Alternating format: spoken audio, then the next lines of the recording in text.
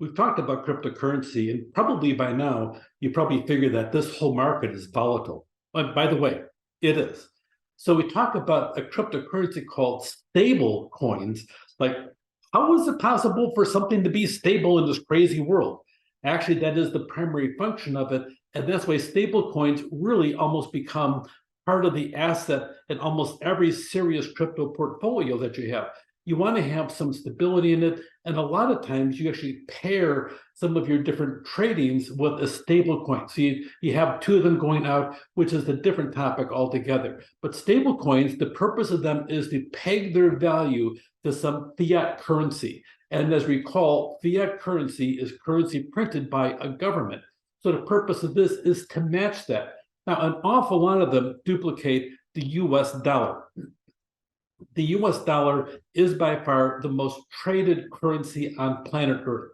A lot of countries, they use it really to measure their own fiat currency against the US dollar, and they peg it with it so it rises and falls with it. You also have different aspects of it. Sometimes people reject their own currency because of the fact that by the time you're done, you walk in the door 1 year, okay, and you pay one whatever they have for their country currency, and you walk in the same front door. If they have hyperinflation, it's possible to have that same loaf of bread that costs $1 that 1 year now costs $5,000 to $10,000 for exactly the same product, because the country is primarily ripped apart by inflation. And one of the biggest imports of the country is more paper to print their own currency on.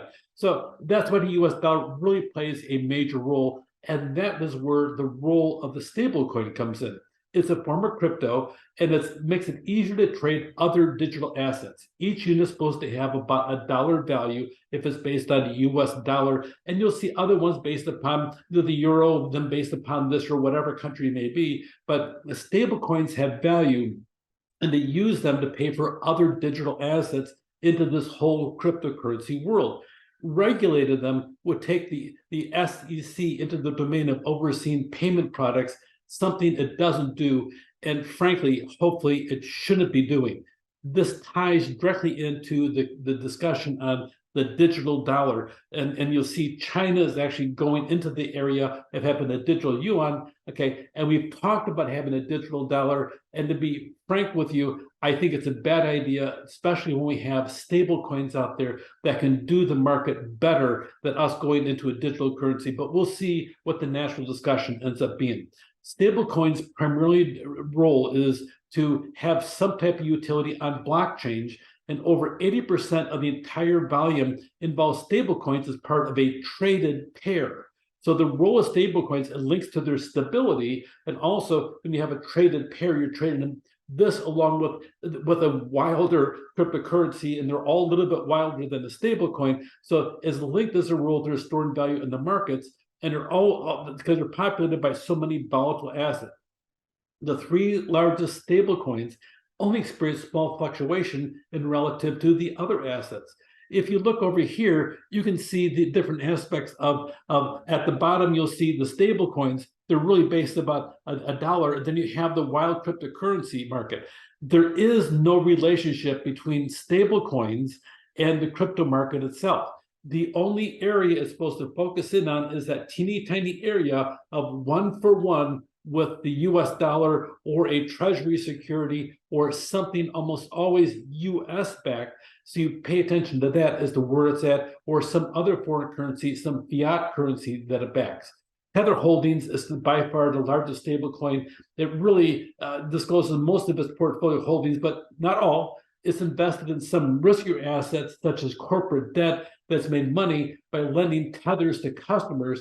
But you'll see different aspects of it as to how they explore their role in the area of cryptocurrency. But overall, Tether has been highly successful in remaining on the market when a lot of other stable coins have actually gone belly up over the years. So watch this. Among crypto's many offshoots, stable coins could be the most important aspect. The banking industry, they argue stable coins represent financial risk, and yes, they do.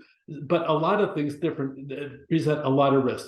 A group by the Biden administration, they recommended it be issued by banks. They also explored whether the government itself should issue a digital dollar which would function like a stable coin.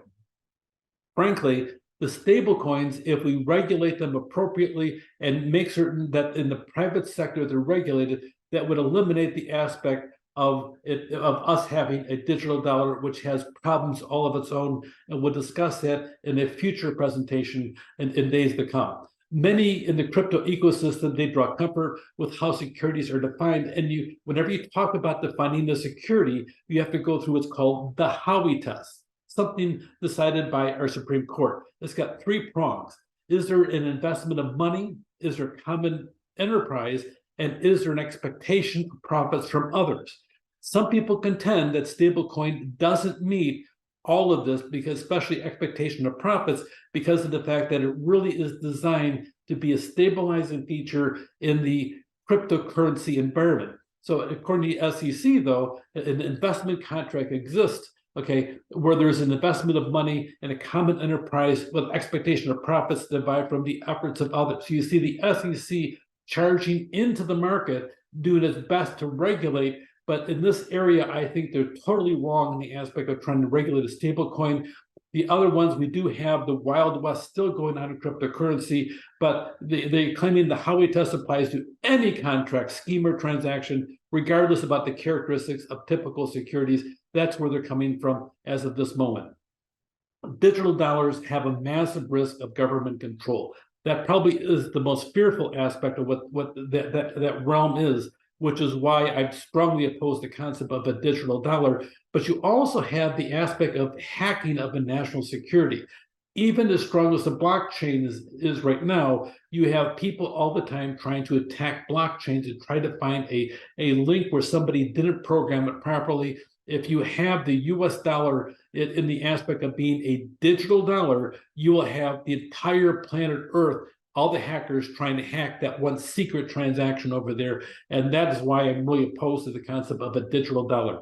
I do believe stablecoins offer a really much better option than going with a digital dollar, because of the fact it's private sector. There's multiple different stablecoins out there that can do the job as well about stabilizing different economies. It depends what role the stablecoin plays, and we don't have to go into digital dollars.